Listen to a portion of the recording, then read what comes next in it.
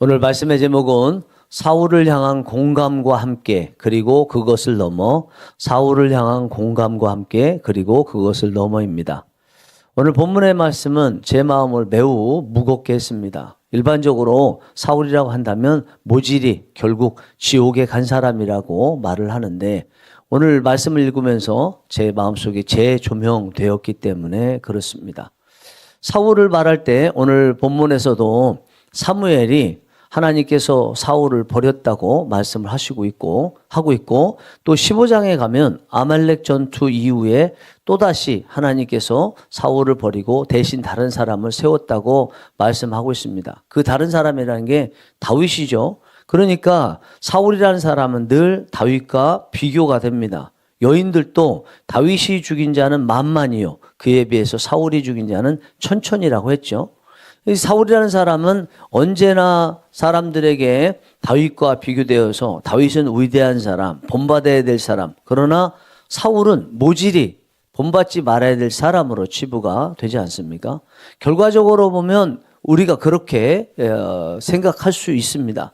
그러나 오늘 본문의 말씀을 계속 읽어보고 또 1장부터 계속 정독해서 읽어본 입장에서 본 오늘 본문의 사울은 우리가 정죄만 하고 있고 쳐다보지도 말아야 될 사람이 아니라는 것을 느꼈습니다. 그러면서 계속 한숨도 나오고 답답하고 미안하고 그랬습니다. 여러분들은 어떠신지 모르겠지만 저는 적어도 오늘 본문에 나와 있는 사울이 저와 닮았다, 거의 비슷하다 이렇게 느껴졌기 때문에 사울을 정죄한다는 것은 결국은 저를 정죄하는 것이라서 이 정죄의 느낌보다는 공감이 많이 됐습니다. 오늘 본문의 말씀은 사울이 블레셋과 전쟁하기 직전에 대한 말씀이에요. 요나단이 어떤 실수를 해서 블레셋과 전쟁하게 되었습니다. 블레셋은 전차가 3만 대입니다. 이 전차가 쇠로 만들어졌죠. 그리고 말을 타는 마병이 6천 명이에요. 군사들의 수는 바다의 모래와 같다 이렇게 말씀하고 있습니다. 엄청나게 많은 수와 군사력을 가지고 이스라엘과 싸우러 온 거죠. 그에 비해서 사울 왕의 군대는요. 처음에 3천 명이었는데 두려워서 다 도망가고 해서 결국 600명밖에 남지 않았습니다. 무기는요. 당시가 청동기에서 철기로 넘어가던 시대였는데 블레셋은 철기가 이렇게 많고 또 전차까지 만들었음에도 불구하고 옆 나라인 이스라엘은 전혀 철기를 생산할 수 있는 나라가 아니었습니다. 혹시 농사를 지는데 철기 농기구가 필요하다 그러면 주적인데도 블레셋에 가서 철기구를 돈을 주고 만들어 사왔습니다. 그 안에 자기 나라 안에는 철기구가 하나도 없었어요. 그래서 오늘 블레셋과 전쟁하는데 사울 군대의 군사들이 가지고 있는 무기를 보면 칼을 가지고 있었던 사람은 사울과 그의 아들 요나단밖에 없었고 다른 모든 군인들은 철기가 하나도 없었다 이렇게 말씀하고 있습니다. 그러면 블레셋과 사울 왕과의 이 전쟁에 대해서 결과를 예상한다면 뻔하잖아요. 블레셋이 이기죠. 그렇지만 사울은 하나님을 기대했습니다. 하나님께 제사 드리면 된다고 생각하고 제사 드릴 사무엘을 기다렸습니다. 그런데 사무엘이 약속한 7일이 거의 다 끝나가는데도 오지를 않았습니다. 사울이 사무엘을 7일 동안 기다렸던 이유가 있습니다.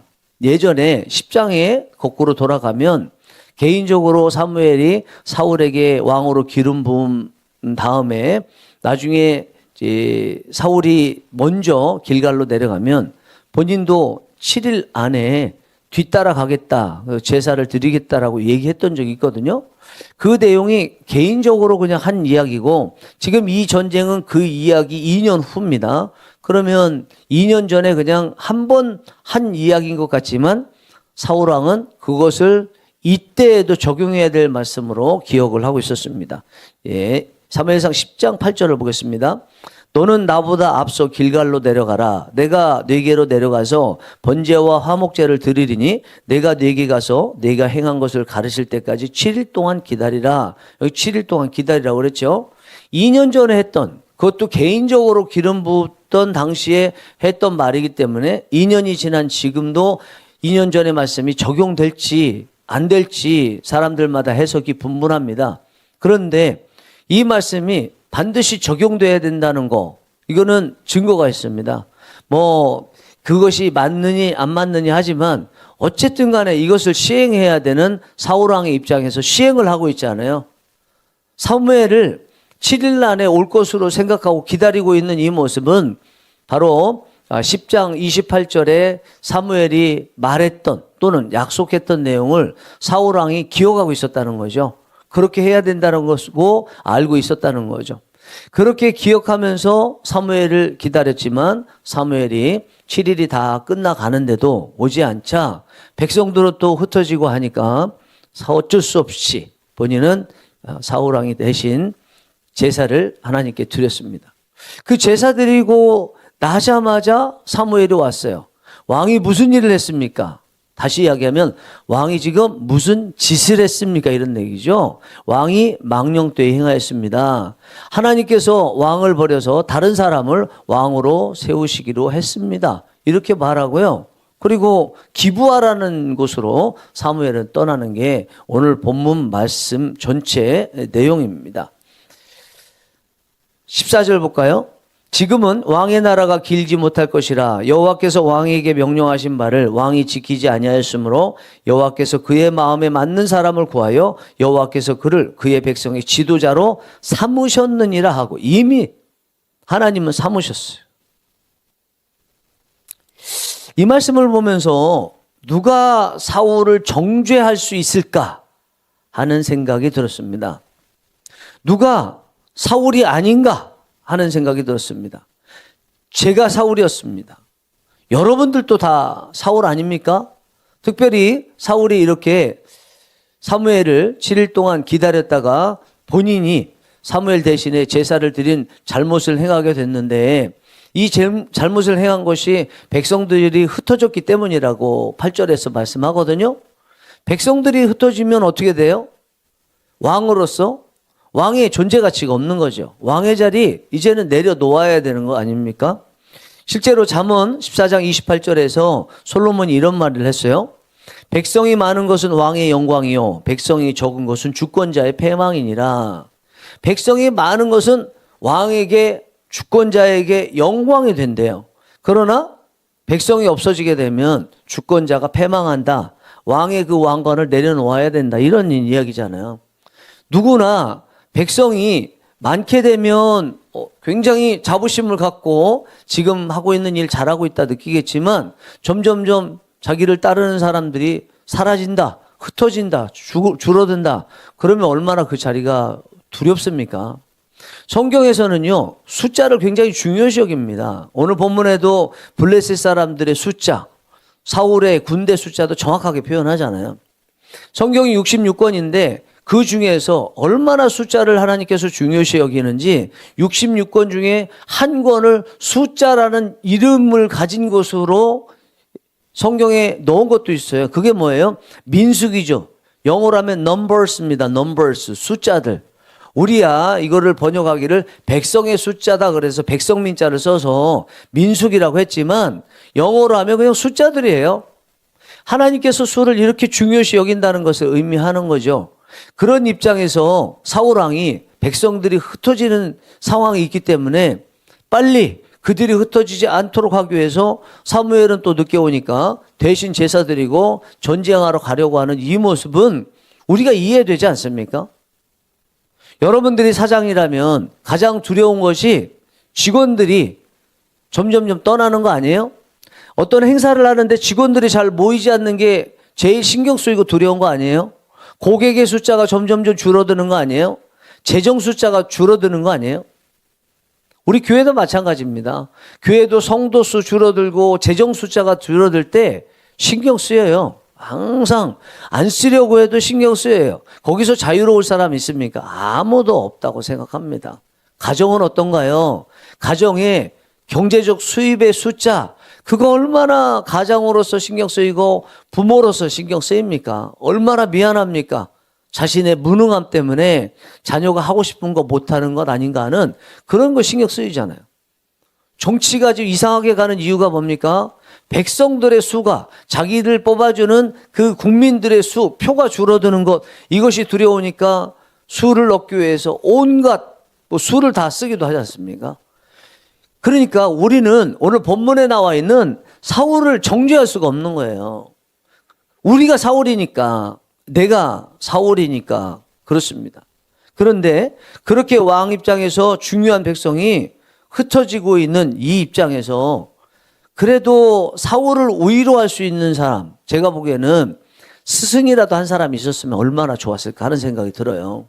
스승이 옆에서 그러면 안 됩니다. 좀 기다려봅시다. 이러면 좋겠는데 이 스승이 딱 하나밖에 없어요. 사무엘입니다.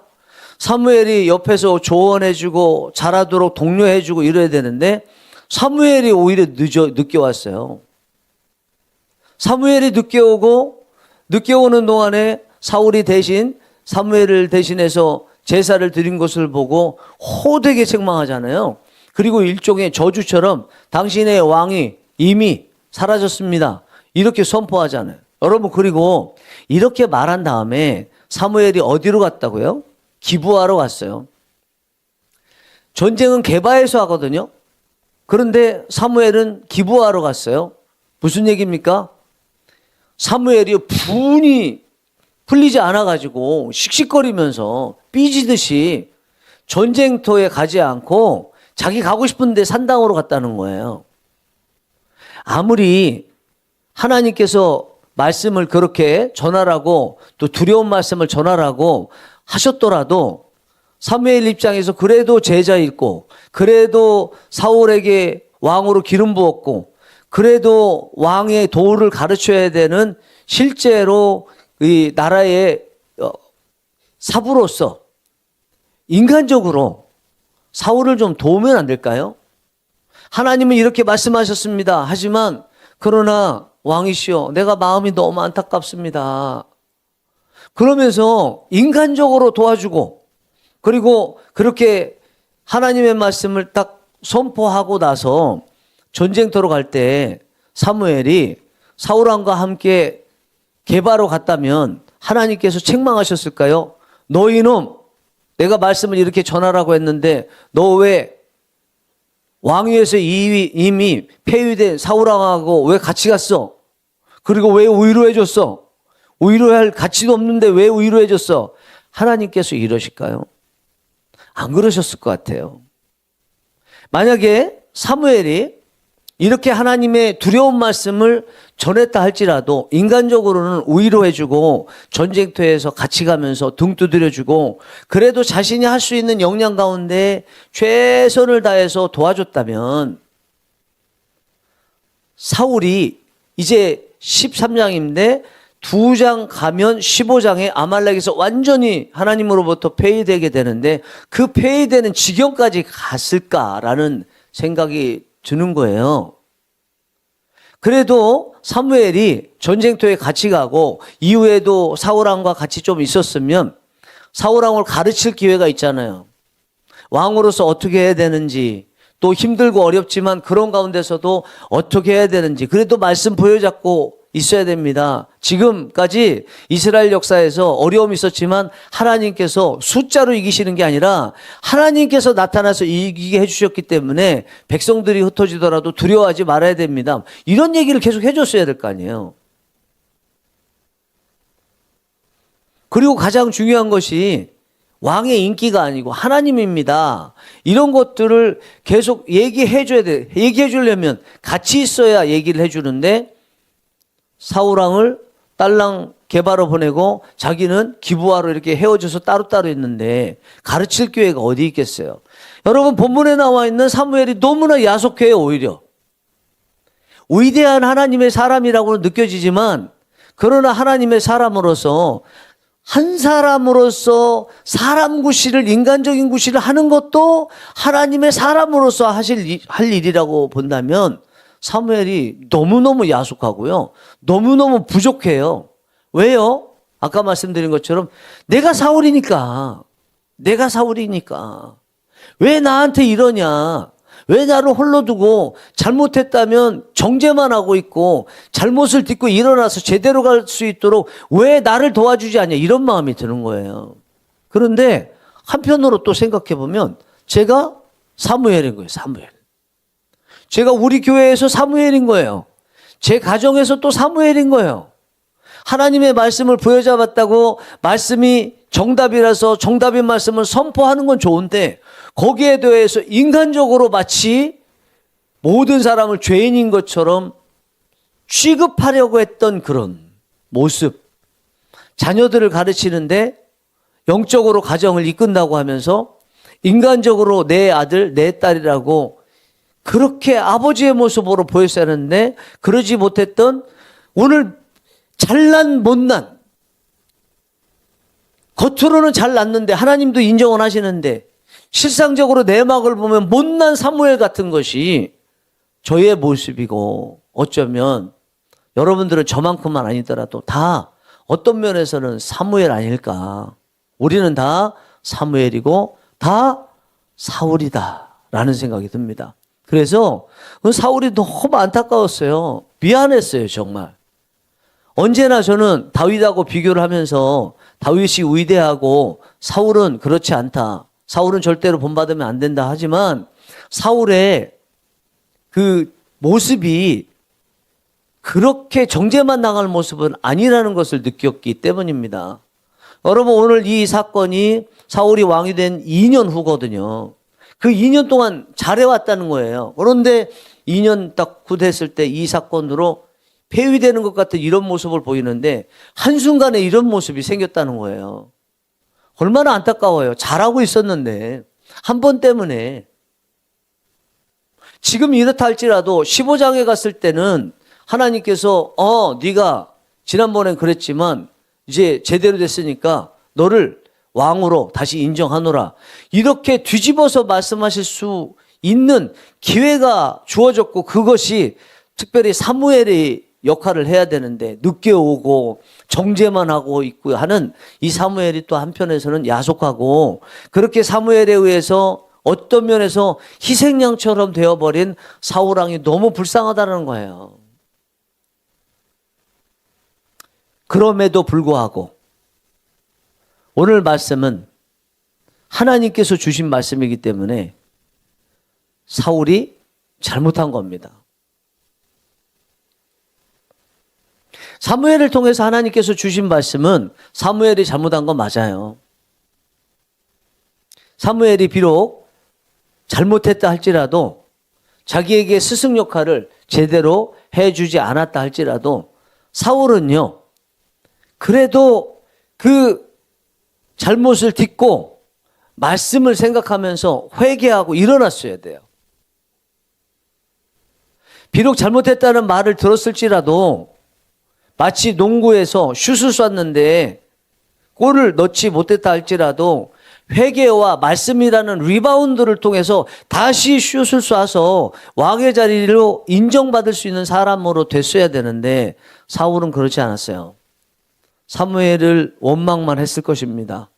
그리고 계속 자기 인기만 생각하고 백성이 떠나는 것에 대한 두려움만 가지고 있었을 거예요. 그러다 보니까 15장에 가서 사무엘이 안 도와줬던 어쨌든 자기 자신이 온전히 섰어야 되는데 아말렉 전투에서 완전히 하나님께 죄를 지어서 버림받게 되었습니다. 아무리 우리가 살아가는 데 있어서 우리 주위의 여건이 사무엘인데 사무엘과 같은 여건, 우리에게 도움이 되지 않고 지적만 하는 여건이 있다 할지라도 우리가 하나님께 평가를 받는 것은 그래도 하나님은 변하지 않으시기 때문에 아무리 스승이 스승답지 않아도 하나님만 바라보고 하나님께서 말씀을 통해서 어떤 분이라는 약속을 주셨던 것을 기억하면서 말씀으로 돌아가면 되기 때문에 우리는 주위의 여건과 상관없이 하나님께 평가를 받는 거예요. 결국 신앙이라는 것은 개인적인 거거든요. 어떤 개인적? 하나님과 1대1로 서는 개인적. 하나님의 말씀과 1대1로 서는 개인적인 거거든요. 여러분, 죄송하지만 저도 여러분도 사울이라는 걸 공감은 하지만 그리고 사무엘이라는 거 공감을 하지만 그럼에도 불구하고 우리는 사무엘의 영향을 받으면 안 됩니다. 하나님께 영향을 받아야 됩니다. 하나님 말씀으로 영향을 받아야 됩니다. 주위의 여건이 아무리 신앙 지키기 어렵다 할지라도 말씀으로 돌아가면, 회개하면 신앙 지킬 수 있습니다. 그래서 사울이 공감되어지지만 우리는 그 사울을 뛰어넘을 수 있어야 됩니다. 말씀으로 돌아갈 수 있어야 됩니다. 하나님께로 돌아갈 수 있어야 됩니다. 회개할 수 있어야 됩니다. 사랑하는 성령이 일하시는 교우 여러분, 오늘 이 새벽이 여러분들이 기도하시는 중에 여러분 자신이 사울이고 여러분 자신이 사무엘이라는 것이 보여지는 귀한 시간이 되기 원합니다. 그래서 사울이 공감되어지고 사무엘이 위대하지만 않다. 그것을 느끼면서 내가 위대하지만 않은 사무엘같이 사람에게 정죄만 하고 업무적으로 사람을 대하기만 했다는 것도 여러분 느끼시고 이제부터는 사울을 공감하고 그렇지만 거기서 머무르지 않고 말씀과 기도와 회개와 하나님께로 넘어서서 돌아가고자 하는 거기까지 기도가 다다르게 되는 귀한 새벽이 되기를 간절히 바랍니다. 기도하시겠습니다.